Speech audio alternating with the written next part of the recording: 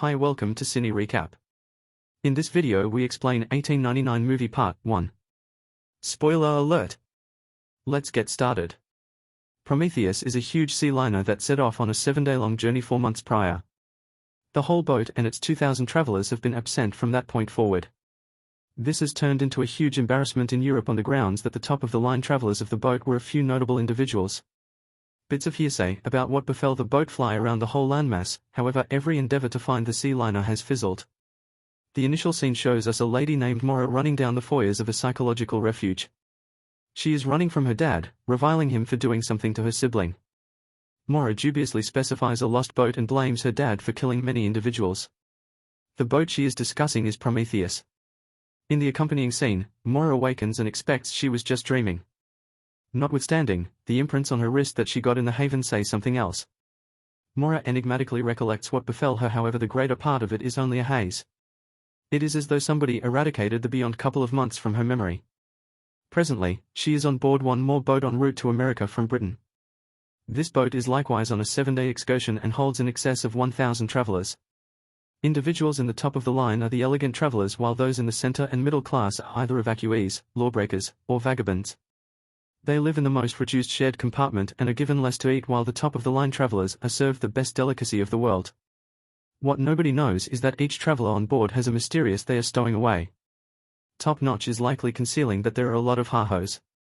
Maura is one of the 5-star travelers and is here since she got a letter a couple of days prior. The letter was from her sibling.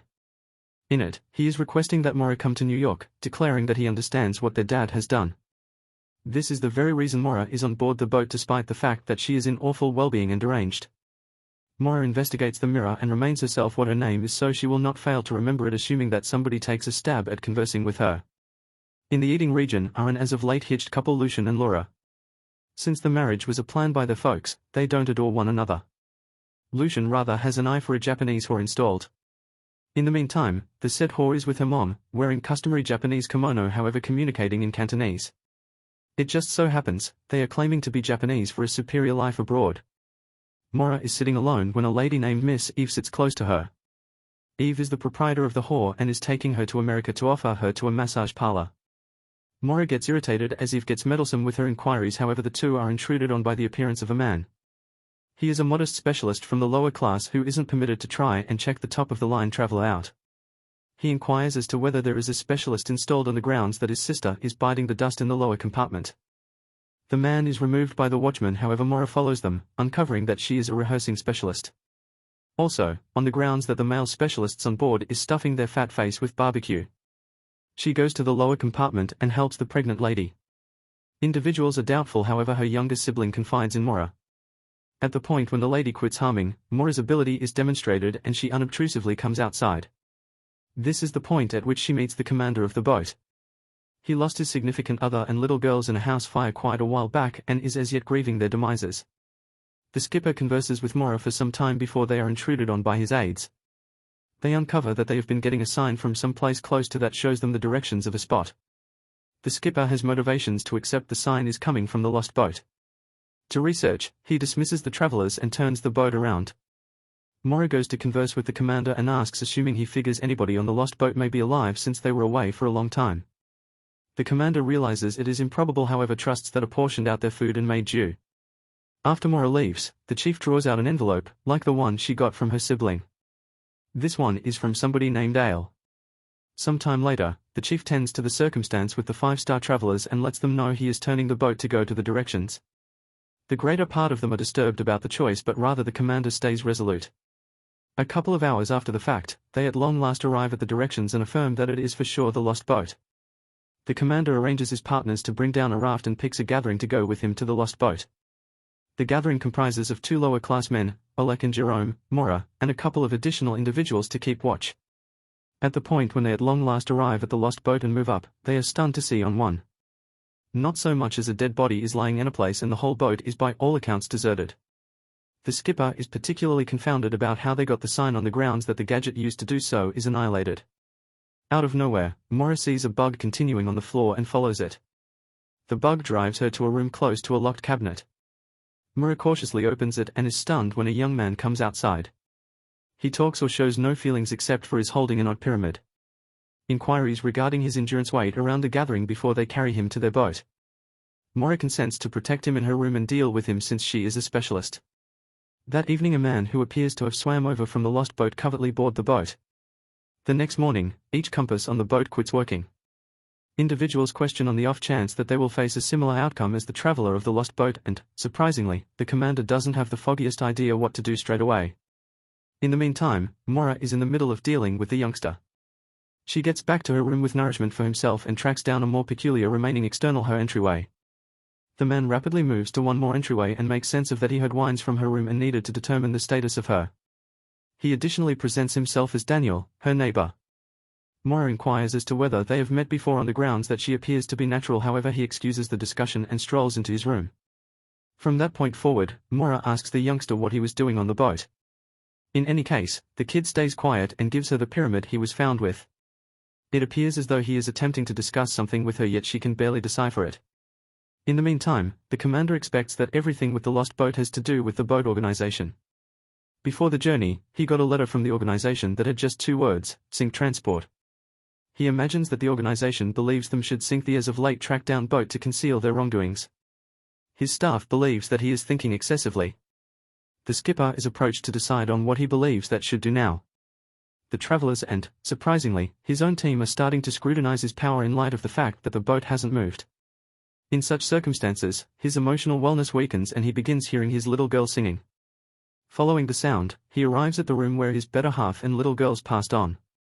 It is uncovered that the house fire that killed them was not a mishap but rather was set by his own significant other to murder her girls and herself. The skipper has a go at conversing with his family, however his significant other overlooks him and removes the children, abandoning just his oldest girl.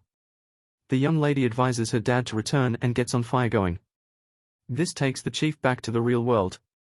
Notwithstanding, when he wakes up, he winds up inside a compartment under his bed.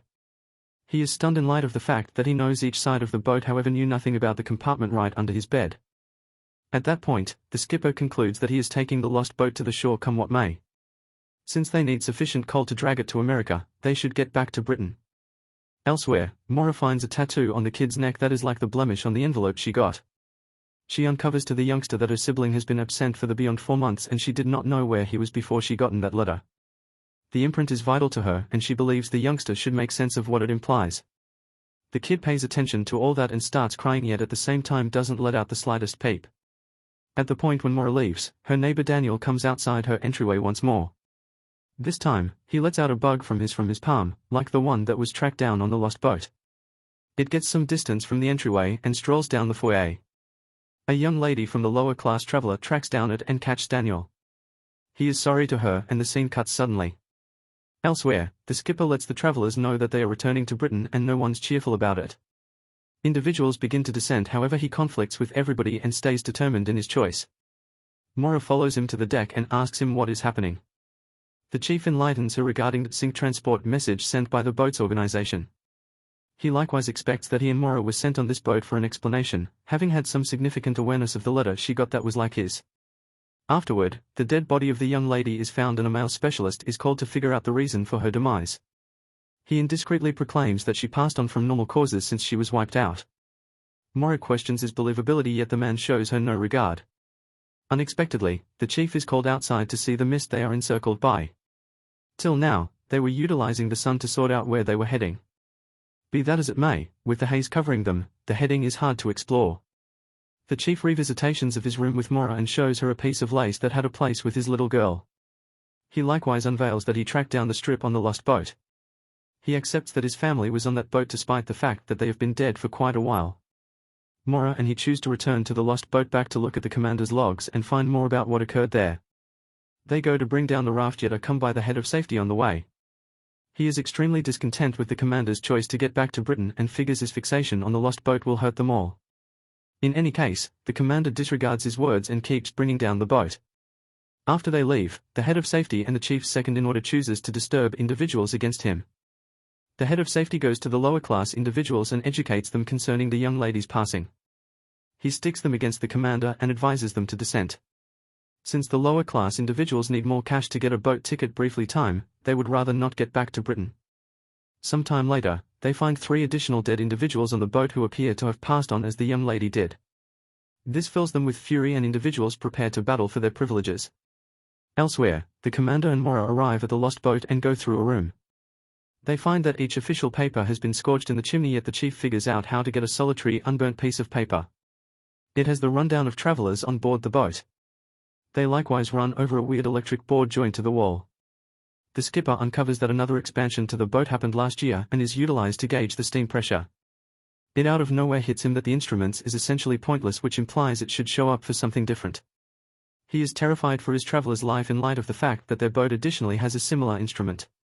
This further demonstrates his hypothesis that the boat organization needs to accomplish something with the lost boats and dead individuals. To make matters really confounding, the chief sees that Mora's name on the missing boat manifest. Then, at that point, we see the Japanese who are investigating the ocean. The wedded man Lucian approaches her and attempts to begin a discussion, yet the whore leaves to stay away from him. The communication doesn't be ignored by her proprietor Eve. She comes to Lucian with a proposition and consents to allow him to go through the night with the whore for a large chunk of change. Afterward, Eve really looks at the whore to guarantee she is wife and figures out that she is truly a virgin. A flashback shows us that her mom used to work in a whorehouse. At some point, the best whore got a potential chance to work abroad and get a superior life. The ladies were envious, so they killed the said young lady and had her spot on the boat. The virgin whore knows that what they did was off base and she acknowledges her destiny by consenting to lay down with Lucian. The night comes and Lucian misleads his better half about needing to rest in another room. We see him trying not to take his medication. Along these lines, he gets seizure right before the whore removes her garments. We figure out that Lucian is really inept and can't work without his meds. After getting once again to their boat, the skipper takes a gander at the paper he found. He is stunned to see Mora's name on the traveler rundown of the lost boat. This implies that she was likewise on it, yet the chief has no responses for how she returned and what privileged insights she is stowing away. In the accompanying scene, Daniel meets Mora and gets some information about the commander. Mora finds the inquiry weird, however says that she entrusts him with his life since he has experienced a great deal and needs awesome for his travelers. In the meantime, individuals of the lower class begin gathering firearms not set in stone to assume control over the boat and get it to America. Before the skipper is cautioned, he is encircled by rivals. All the while, we see Daniel attempting to utilize the peculiar machine that the chief saw on the other boat prior. The chief and 3 of his allies are gotten into a lodge with their hands bound. The central security then figures out that the compass has begun working once more. After checking their area, the team is stunned to understand that they are similarly situated from where they veered off 3 days prior. Indeed, even the most established individuals from the team have no great reason for this, since they have been moving ceaselessly since they were toward the end here. Meanwhile, the dissenters encompass a staff part and ask him to tell them for what reason their kin are passing on. In dread, the man changes all that has occurred on the boat since they got the sign from the apparition transport. At the point when the gathering figures out this occurred after the youngster was protected, they pin the passings on him, expecting that he brought a sickness. The nonconformists thunder out of resentment and embarked on a mission to search for the youngster and kill him. To start with, they go into Mora's room yet think that it is unfilled. In the wake of glancing around and affirming the youngster isn't there, they lock Mora and leave to actually take a look at different rooms. As Mora becomes stressed for the kid, she hears a clamor from under her bed. She moves it to investigate and tracks down a secret compartment, like the one under the commander's bed. The kid emerges from the compartment and Mora inhales a murmur of help. In a steady progression, the dissidents get the elegant travelers into their rooms. Mora has a go at picking her lock as the youngster watches her battle. Then, at that point, he draws out a scarab and the bug supernaturally opens the entryway from outside. Mora is staggered, however she needs more chance to harp regarding this situation. They rush to the raft and rejoin with the commander and his allies. It just so happens, he got away from the room they were secured by slithering into a vent. Presently, the gathering is wanting to take off in the raft. Mora has a go at going along with them, yet the skipper has some glaring doubts subsequent to having seen her name on the traveler rundown of the phantom boat. Before the gathering can bring down the raft, the protesters show up and remove the young man to be killed. It begins pouring intensely as they prepare to forfeit the youngster. Notwithstanding, he doesn't appear to be frightened, as though he has acknowledged his destiny. Seconds before they cut his throat, the commander and his allies come to his guide. A battle ensues between the two gatherings and many individuals are harmed. Mora puts forth a valiant effort to get to the youngster, yet a lady loses him the boat before she can. Some time later, the commander's gathering deals with their wounds in the anteroom. Mora is as yet stunned and frightened on the grounds that she had grown in association with the young man during the time they spent together. Having had enough, the chief calls Mora out for acting ignorant and shows her the names on the lost boat's travelers rundown. Mora is stunned on the grounds that she doesn't recollect being on the boat by any means. She attempts to ruin the paper, however stops when the cabinet close by makes a clamor. Everybody watches in shocks as the young man emerges from the pantry, holding the odd pyramid as he did on the lost boat.